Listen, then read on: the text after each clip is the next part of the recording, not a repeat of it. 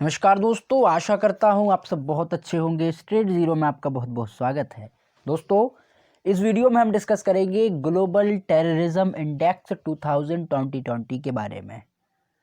दोस्तों, आप सभी जानते हो कि पूरी दुनिया भर में आतंकवाद सबसे बड़ा और सबसे ज़्यादा खतरनाक पूरी दुनिया के लिए इम्पैक्ट बना हुआ है, जिसकी वजह से दोस्तों ना जाने कितने बेगुनाह लोगों की यहाँ पे जान जाती है, कितने बेगुनाह देश में रहने वाले नागरिक यहाँ पे मारे जाते हैं प्रतिवर्ष। और उन्हीं में से निकल के दोस्तों कुछ ऐसे टेररिज्म ऑर्गेनाइजेशन होते हैं, जैसे चाहे वो अलकायदा हो गया, जैसे मोहम्मद हो गया, इन जैसे जो ग्लोबल ऑर्गेनाइजेशन जो कि टेररिज्म को काफ़ी ज़्यादा बढ़ावा देते हैं। और वही ऑर्गेनाइजेशन दोस्तों एक समय पूरी दुनिया के लिए एक बहुत बड़ा सरदर्द बन जाते हैं, एक बहुत बड़ी प्रॉब्लम बन जाते हैं। फिर दोस्तों ऐसे इन ग्लोबल टेररिज्म से बचने के लिए, इनसे अपने आप को सिक्योर रखने के लिए फिर बहुत बहुत सारे यहाँ पे मूवमेंट चलाए जाते हैं कई देशों के द्वारा। बहुत सारे ऐसे ऑपरेशन किए जाते हैं जिसके ज़रिए इन टेररिज्म ऑर्गेनाइजेशन को प्रॉपर ख़त्म किया जा सके, प्रॉपर इनको नेस्तो नाबूद किया जा सके। लेकिन दोस्तों फिर भी जो ये प्रॉब्लम है एक ख़त्म होने का नाम ही नहीं ले रही है। ये प्रॉब्लम दोस्तों इतनी ज़्यादा एक्सट्रीम लेवल पर है कि इसको आप जितना दुनिया के देश इसको ख़त्म करते हैं, अगर आप एक को ख़त्म करते हो तो 10 और ऑर्गेनाइजेशन ऐसे खड़े हो जाते हैं जो कि उनको फंड करते हैं, जो कि उनको पैसा देते हैं, और ये ऑर्गेनाइजेशन अच्छे खासे फलते फूलते हैं।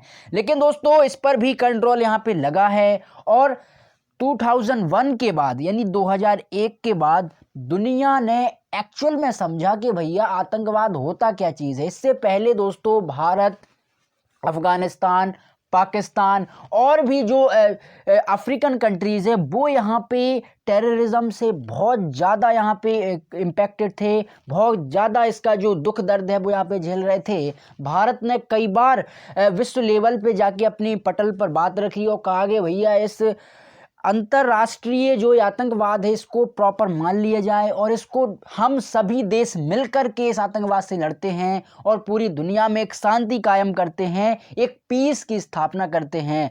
लेकिन दोस्तों आप सभी जानते हो कि जितने भी बड़े कंट्रीज़ हैं जिनकी इकोनॉमिक रेस काफ़ी ज़्यादा है, चाहे वो अमेरिका हो, चाइना हो, ऑलमोस्ट रशिया हो, इन देशों को यहाँ पे लगता था कि भैया ऐसी कोई चीज़ यहाँ पे होती नहीं है और हम तो बड़े सिक्योर हैं। लेकिन जब ओसामा बिन लादेन ने 2001 में अमेरिका पर जैसे ही दोस्तों अटैक किया, तब अमेरिका को समझ में आया कि भैया आतंकवाद एक कहलाता है, जिसकी वजह से बहुत सारे ऑलमोस्ट 2800 लोग वहां पे ख़त्म हुए थे इस अमेरिका के टेरर अटैक में। तब अमेरिका को एहसास हुआ कि भैया एक्चुअल में जो आतंकवाद है वो एक कहलाता है, जिसकी वजह से मानव जाति को खतरा है, मानव जाति के आगने वाली जो पीढ़ियां हैं उनको खतरा है। अगर इससे आज नहीं बचा जाएगा तो एक कल के दिन हमारे देश के लिए, देश में रहने वाले नागरिकों के लिए और हर उस देश के लिए सरदर्द बन जाएगा जो कि अपने देश में प्रॉपर डेमोक्रेसी एंड प्रॉपर जो एक लोकतंत्र है उसके लिए काफ़ी ज़्यादा ग्लोबल टेररिज्म खतरनाक है। उसी को ध्यान में रखते हुए ऑल ओवर वर्ल्ड का एक ऑर्गेनाइजेशन बना जिसको एक प्रतिवर्ष 2001 से लेकर के ऑलमोस्ट 2020 तक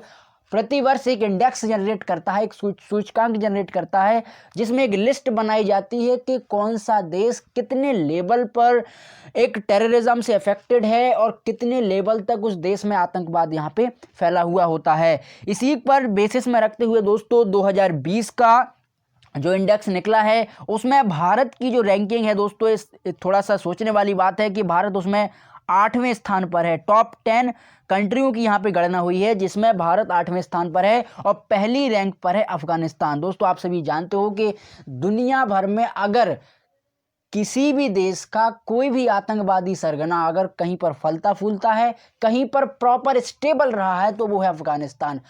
अफगानिस्तान में दोस्तों ऐसा भी माना जाता है कि जैसे हमारे ऑलमोस्ट भारत में कई ऐसी बाजार की या मंडी लगती हैं, उन मंडियों में जैसे सब्जी मिलती है, वैसे ही अफगानिस्तान में ऐसी कई मंडियां हैं जहां पे खुले में आपको हथियार मिल जाएंगे, खुले में आपको गोला बारूद मिल जाएंगे, AK-47 मिल जाएंगे, हैंड ग्रेनेड्स मिल जाएंगे। तो इन चीज़ों को लेकर के अफगानिस्तान में बहुत ज़्यादा यहाँ पे उथल पुथल रही है और कई ऐसी चीज़ें देखने को मिली हैं कि जिसकी वजह से अफगानिस्तान की जो सरकार है, अलकायदा है, उससे उस सरकार और अलकायदा के बीच में किस तरीके से डिस्ट्रीब्यूशन है, ना तो सरकार कोऑपरेट कर पा रही है, ना तो अलकायदा वहाँ से प्रोमिनेंट रूप से कोऑपरेट कर पा रही है। इसकी वजह से दोस्तों इसका इम्पैक्ट जो है वो ग्लोबल वाइज यहाँ पे पड़ा है। लेकिन कुछ सालों से पहले अगर हम बात करें कि अमेरिका के जो सैनिक अफगानिस्तान में तैनात थे, उनने भी अपनी बैकफुट पे हाथ पीछे खींच ली है, क्योंकि अफगानिस्तान विश्व का एक ऐसा देश बन चुका है कि आतंकवाद का अखाड़ा कह सकते हैं। यहाँ पे दुनिया की हर इस देश आके वहाँ पे लड़ते हैं, अखाड़ा खोदते हैं, एक दूसरे को मारते पीटते हैं और भाग जाते हैं। लेकिन जो इसका नेगेटिव इम्पैक्ट जाता है वो जाता है अफगानिस्तान की जनता के ऊपर, अफगानिस्तान की सरकार के ऊपर। इसलिए काफ़ी बड़ा एक टेररिज्म का एक बहुत बड़ा सरगना बन के रह गया है, टेररिज्म का एक बहुत बड़ा केंद्र बन के रह गया है अफगानिस्तान। अब इसके अलावा दोस्तों सोमालिया भी टेररिज्म की चपेट में यहाँ पे रहता है। यमन में आप सभी जानते होंगे कि सिविल वॉर किस तरीके से चल रहा है, किस तरीके से जो सऊदी अरेबिया और ईरान सभी मिलकर के और यमन के ऊपर लगातार वॉर करते रहते हैं, लगातार उसके ऊपर प्रेशराइज करते रहते हैं। और ऑलमोस्ट दोस्तों विश्व की 26.4 बिलियन की जो इकॉनमी है, यानी अगर हम बात करें 25% का जो रेशो है विश्व की इकॉनमी का, वो यहाँ पे टेररिज्म में खर्च हो जाता है। यानी हम कहें कि टेररिज्म में दुनिया को एक बहुत बड़ा नुकसान झेलना पड़ता है, जिसकी वजह से आप थोड़ा सा इमेजिन कीजिएगा कि 26.4 बिलियन की जो फंडिंग है, अगर वो यहाँ पे खर्च ना हो तो पूरी दुनिया से टेररिज्म खत्म हो सकता है। और यही फंड दोस्तों अगर गरीबी में, भुखमरी में, बेरोजगारी में लगाया जाए तो हर एक देश टॉप पे पहुंच सकता है, हर एक देश अपने आप को कितने बेहतर तरीके से एक आगे बढ़ा सकता है, एक चिंता का काफ़ी बड़ा एक विषय है। अब थोड़ा सा दोस्तों मैं आपको बता देता हूं कि ऑलमोस्ट जो 10 कंट्रीज़ हैं वो कौन कौन से हैं और कौन कौन सी यहाँ पे रैंक पर उपस्थित हैं। तो आप सभी जानते हो कि पहले अफगानिस्तान, सेकंड रैंक पर है इराक, थर्ड रैंक पर है नाइजीरिया एंड फोर्थ पर है सीरिया, फिफ्थ पर है सोमालिया, फिर यमन, फिर पाकिस्तान और 8 पर है इंडिया। उसके बाद दोस्तों कांगो एंड फिलीपींस। ये ऑलमोस्ट 10 देश जो हैं ये टेररिज्म से काफ़ी ज़्यादा ग्रसित हैं और इन्हीं 10 देशों में दोस्तों जो ज़्यादातर फंडिंग होती है, ज़्यादातर पैसे की रेसिंग होती है और यहीं से जो आतंकवादी हम बोलते हैं ना कि कहाँ से आते हैं, वो इन्हीं देशों से जो 18 साल से लेकर के ऑलमोस्ट 25 से 30 साल तक के जो युवा हैं उनको बरगलाया जाता है किसी धर्म के नाम पर, पॉलिटिक्स के नाम पर, और बहुत सारे ऐसे सिस्टम चलते हैं जिससे इनको एक प्रॉपर तैयार किया जाता है इन ऑर्गेनाइजेशन संस्थाओं के द्वारा, जिसके ज़रिए अपने आप को सुसाइडर बॉम्ब बन जाते हैं और अपने जीवन को यहाँ पे समाप्त कर देते हैं। अब थोड़ा सा अगर दोस्तों डेथ की बात करें तो आप देखिएगा कि सबसे ज़्यादा प्रति वर्ष अगर किसी देश में आतंकवाद से मृत्यु हुई है तो वो अफगानिस्तान। उसके बाद दोस्तों सबसे ज़्यादा डेथ हुई हैं वो हैं इराक में, फिर Nigeria, Syria, Somalia, Yemen, Pakistan, India और कांगो एंड फिलीपींस। ये रेशो जो है वो इसी लेवल का है जिस लेवल से ये जो रैंक यहाँ पे आई है। ये आंकड़ा है 2019 का डेथ रेशो का, लेकिन ग्लोबल इंडेक्स 2020 में इस चीज़ का बड़ा एक इम्पैक्ट नज़र आया है कि भैया ये जो सिस्टम है बड़ा खतरनाक है पूरी दुनिया के लिए। लेकिन दुनिया भर की सरकारें इसको इम्प्रूव करने के लिए काफ़ी मेहनत कर रही हैं।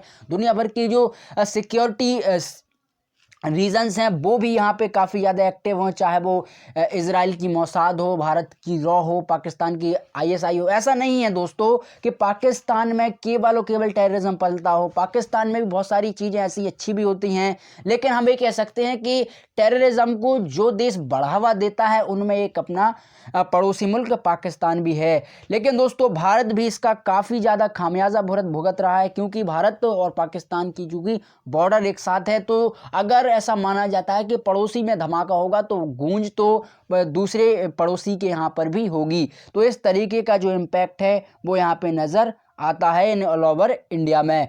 तो दोस्तों आशा करता हूं आप इसे ज़रूर समझे होंगे, और अगर आपको वीडियो पसंद आया है तो आप ज़रूर इस चैनल को सब्सक्राइब करें। फ्रेंड्स को भी आप इस चैनल के बारे में यहाँ पे बता सकते हो। Thank you.